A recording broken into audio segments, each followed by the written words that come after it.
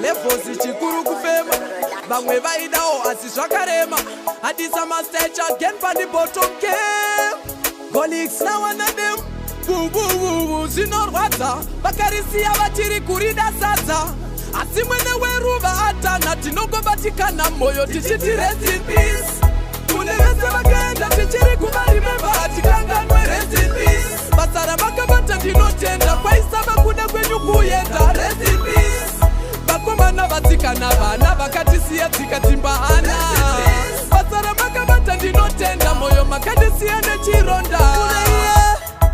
Famba izvakanaka, dainyadenga kunzwira inyasha Zvinorwadza makasiya vana, asi zvakangomera munhu wese sezama Ndangariro dzemufaro dzondibaya, kudai muri pano tese tichifara Asi makakundikana, chandakwanisawo kungoimba ndichiti rest in peace Kune vese vakaenda tichiri kuvarimemba hatikanganwe rest in peace Basa ravakabata ndinotenda, kwaisava kuda kwenyu kuenda rest in peace Vakomana vatsikana vana vakatisiya tsikatimbahana basa ravakabata ndinotenda moyo makandisiya nechironda tiri kuchema rest in peace kune vese vakashamula vakaita nhungo dzekufema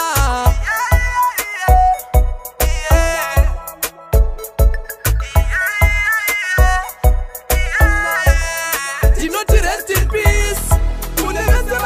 tichiri kuvarimemba hatikanganwe rest in peace basa ravakabata ndinotenda kwaisava kuda kwenyu kuenda rest in peace vakomana vatsikana vana vakatisiya tsikatimbahana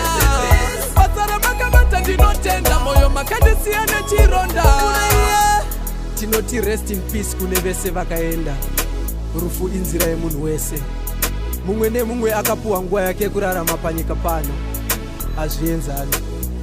mumwe anoti achizvarwa obva atotisiya